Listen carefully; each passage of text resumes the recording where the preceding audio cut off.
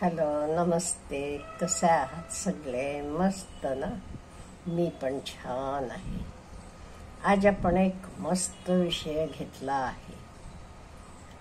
अहो, लग्न फसवून लग्न केली जातात. खरं ते लग्न हे एक किती उत्तम सोहळा आहे.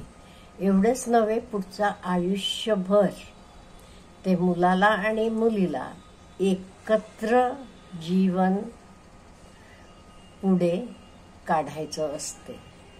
असं असताना इथे फसवणूक करून एकमेकांची मन कलुषित करून हा संसार सुखाचा होऊ शकतो का, हा प्रत्येकानं विचार करायला पाहिजे. आता फसवणं म्हणजे कसं फसवलं जाते. आधी मी आत्ताच्या काळचे मुलांचं सांगते, नंतर आधीचं आपल्या पिढीतलं बोलूया. हल्ली काय होते माहिती का, मुला मुलींची लग्न 30, 32, 33 पर्यंत जातात. आधी हे स्थळ नको, असं पाहिजे तसं पाहिजे म्हणून खूप अटी असतात. आणि पुढे एकदा काहीतरी होऊन लग्न होऊ दे तिथेपर्यंत येतात.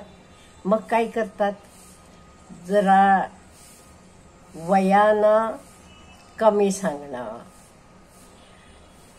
किंवा जास्त सांगणं किंवा पगार कमी जास्त सांगणं, शिक्षण, ह्या गोष्टीतनं फसवलं जाते. नो डाऊट हे आपण सुधारू शकतो. काही प्रत्येकाचा तुम्हाला डाऊट असला की तुम्ही विचारू शकता. काही एज्युकेशनल क्वालिफिकेशन दाखव किंवा तो कुठे काम करतो तिथे काय आहे. इवन पगारपत्रक तुम्ही विचारून बघितलात तरी त्यात काही चूक असं मला वाटत नाहीये. का म्हणजे आधी ठरवताना बेस हा पक्का पाहिजे, व्यवस्थित पाहिजे.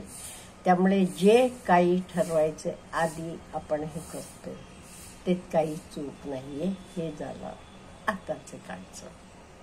ह्याच्याशिवाय एखादा आजार असला तरी फसवतात बरं का, किंवा डोळ्याचं नंबर असलं, चष्मा असला, हे सगळं.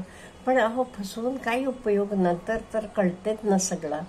त्यामुळे माझं तरी मत आहे, असं बिलकुल करू नका. हे झालं आत्ताचं. मग पूर्वीच्या काळी फसवत नव्हते का, जेव्हा आई वडील ठरवत होते, अहो तेव्हा आत्ताच्यापेक्षा जास्त चाललेलं होतं.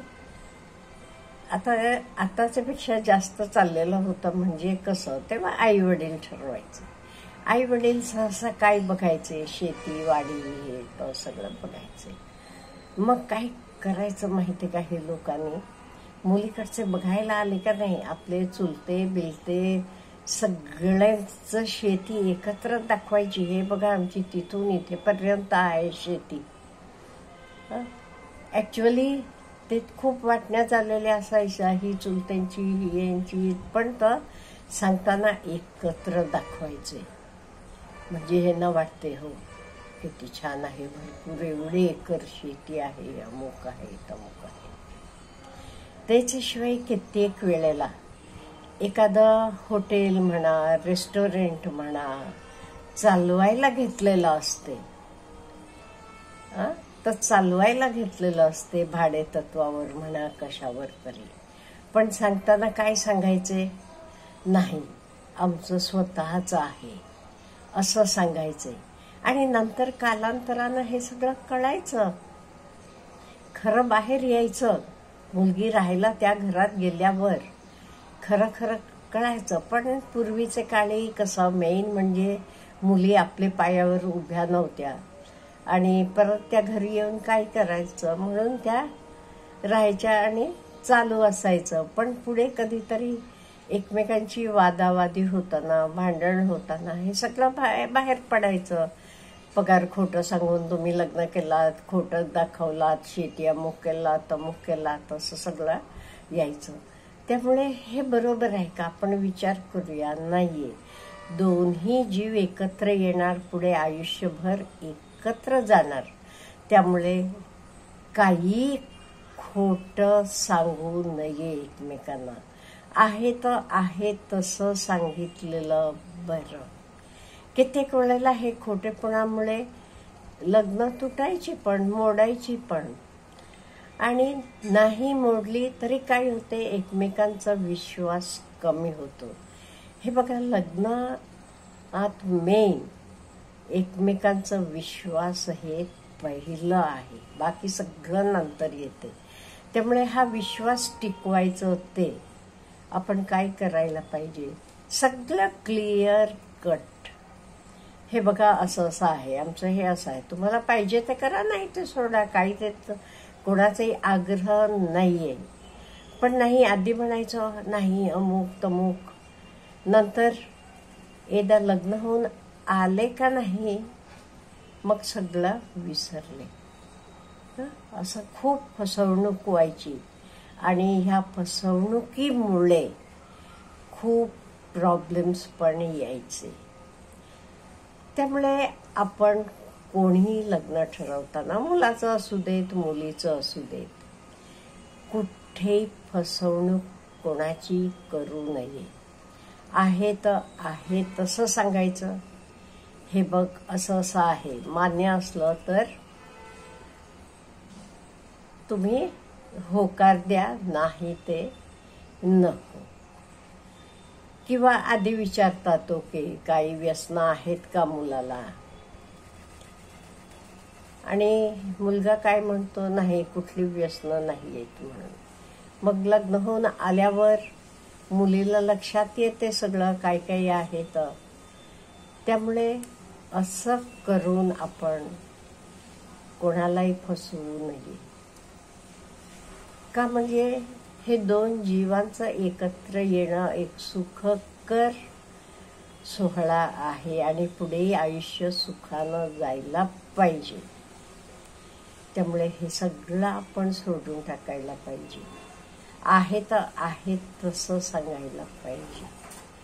म्हणून हल्लीची मुलं तरी बरी आहेत कंपॅरिंग टू द ओल्डन डेज.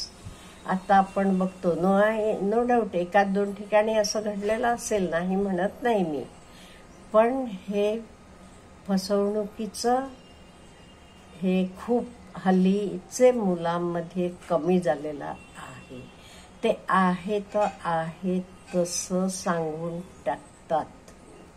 मुलं तरी फार फ्रँक असतात बघा,